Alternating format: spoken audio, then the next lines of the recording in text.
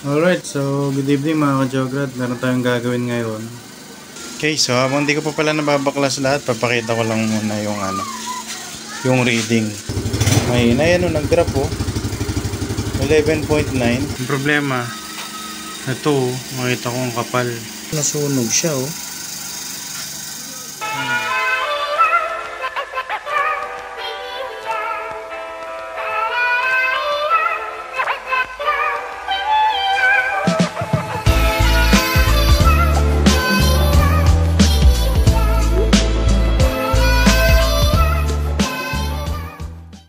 Right, mga ka-Jograd, susimulan natin sa tatanggalin natin yung mga pairings. Maraming tatanggalin natin, pati araro.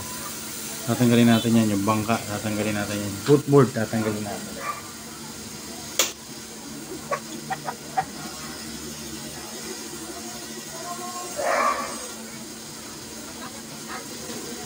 Okay, so habang di ko pa pala nababaklas lahat, papakita ko lang muna yung reading. Kapag ka nagbubusina kami, may nag-drop 11.9, 12, or baka nag-lose contact, o hindi natin alam, pero sa tingin ko hindi ito yung sira. Ang pinag-iinalaan ko is yung voltage regulator, pero sa ngayon yan siya, ayan, nagbi-blink. 11.9, bumibirit na ako. Alright. Yan, so naubara na natin mga ka-Jograd, no? Ayan, wala na yung araro niya, yung bangka, ayan, nasa ilalim. Yung problema, ito, makita ko ang kapal. So papabili ako kay Macy's ng lihain ko to, tapos isprayan ko ng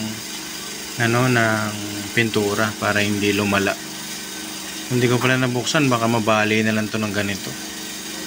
Yan ang kapal, ang dami ng hulog ng mga kalawang. Alright, so magtatap na tayo dyan ng yung wiring natin. Dito tayo maglalagay as per dun kay Becky Works. Yan tayo maglalagay ng relay. Bosch relay gagamitin natin. Alright, so sige, update ko kayo mamaya mga Jograd ko ano yung magiging itsura nyan before and after. Yan, so okay, nirekta ko sa battery, 12.3 yung reading. Yan, nakarekta yan. Positive, negative. Try natin kung tataas yung voltahe kapag kaya na-start natin.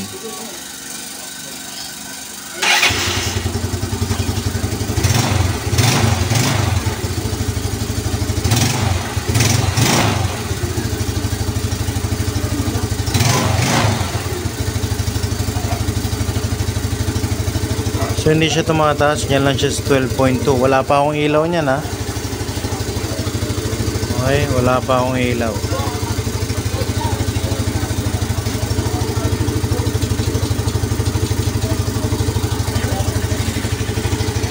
So ibig sabihin hindi nagcha-charge. Maaaring ang problema yung aking ito, hindi nagcha-charge. Tatry kong palitan ng stock. Ito yung itsura na ipapalit ko. Ito pala. Sorry na. Huwag ka na magalit. Ito. Hindi ko alam. Sabi yung nabilang ko original daw. Pero try natin. Alright. So 5TL. So yun mga ka-Jograd. Kaya pala hindi siya nag-charge. Dahil dito nasunog siya Ayan. Kung nakikita nyo, sunog siya. Buti na hindi nasunog yung motor mismo. Ayan grabe, buti na lang. Salamat sa Diyos. Ayan ano kaya sanini to?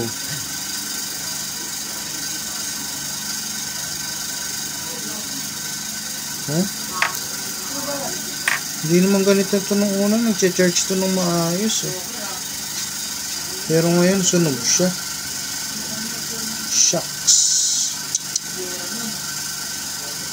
Ano kaya nangyari? Papalitan natin ito mga ka-Jograd. So mga ka-jograd, pinalitan ko na siya nung pinaka-rectifier niya. Itong puti, ayan, dito siya nakatapat. Yan yung sa taas na yan, sa upper right. Yung ground niya, ito sa upper left. Then yung blue, yung yellow. Then yung positive, ito yung papunta sa positive sa battery natin. Okay, yan yung pula. Okay, check natin ngayon kung nagcha-charge na siya.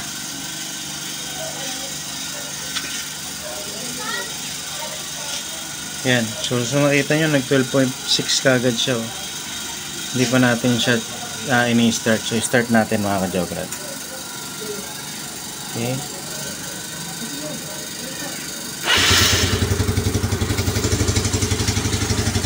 Yan mga ka-jograd, pumapalo siya ng 12.7, 12.8. Try natin biritin.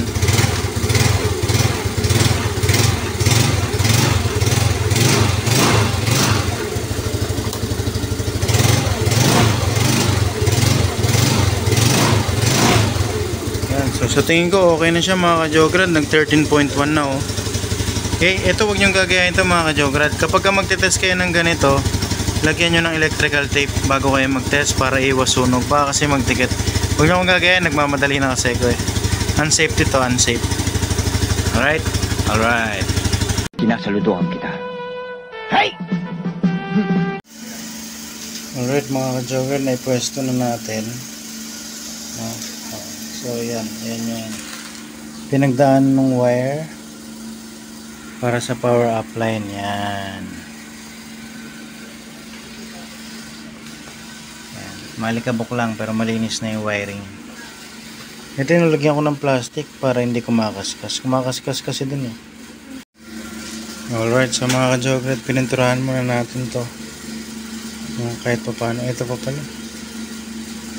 Pipinturahan ulit pa natin yan. So sa ngayon yan muna solusyon natin para hindi masyadong kalawangan yung ilalim. Alright, so kakabit ko na lang to mga ka-jograd. Naikabit ko naman na lahat. No, naiayos ko na siya. Yung mga wires malinis ko na ilagay. Kanina kalat dito ng wire, ngayon naka-organize na siya. Ayan. Alright, kakabit ko na lang yung mga pairings. Alright, so mga ka-jograd, nasa point na tayo na magkakabit na tayo ng number 87 o yung pinaka source nung galing sa relay natin. So ito nga pala yung ginamit natin. Ayan, so yan yung mga wires nya, mga kapal naman siya. Okay, good naman yan. Okay. Alright. Kukonect natin yan, yung 87 na yan. Kahit ano naman dito sa dalawa na to eh. Ito or ito, pares naman na 87 yan. Puputulin natin to. Tapos i-connect natin yun. Yung number 87. Kukonect natin yan. Alright. Alright, so tapos na tayo mga ka-jograd, no? Nagawa na natin yung power up line. Napakita ko na sa inyo kung ano yung reading niya kapag nung hindi pa natin napapalitan o nagagawa, no? Bumabagsak talaga siya. So ito siya ngayon. Yan. So, nakapatayan ha. Alright, so bago natin yung tornilyo lahat, di pa kasi nakatornilyo yan. Okay, so ito na siya ngayon. Yan, so 12.8. Hindi pa nakabukas ang makina. Buksan natin ang makina.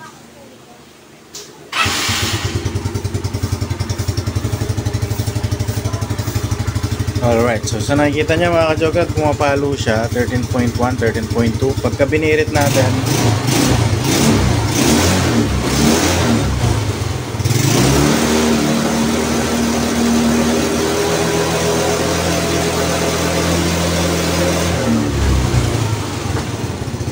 okay, good ang reading niya mga ka-jograd. Good yun, dumabot ng 13.9. Hanggang 15, okay yan. So huwag lang kayo abot ng 16 pataas na, baka may problema na kayo. Ayan, so 13.7. Medyo mataas lang yung minor ko mga ka-jograd, pero subukan nga natin ngayon kapag ka nakabukas na yung ilaw. Okay. Ayan, so sa nakikita yung salamin, nakabukas na siya. Ayan. So 13.5 ang reading niya. Mabukasan natin minor na ito. Okay, tapos kapag ka binuksan natin ngayon ang mini driving light. Okay, so 13.1 mga ka-Jograd. Wait, 12.9. Siguro pag binabaan natin ang minor, baka umabot lang yan mga 12.5, 12.4, mga ganon, hanggang 12.4 to 12.6, which is okay naman yon. Okay? Kasi hindi pa tayo bumibirit. Pag bumirit tayo, mas tataas pa yung voltahe niyan. Okay? Oh, hindi tumaas. Paya pa ako. Pero sa nakikita nyo, nag-stable siya dun sa 12.8. Patayin natin yung mini driving light. Alright, so maangat ulit siya. Okay, so good yung ating ginawa na power up line. At the same time, lumakas yung kanyang busina. Ito siya, oh. Okay, so alright, peace.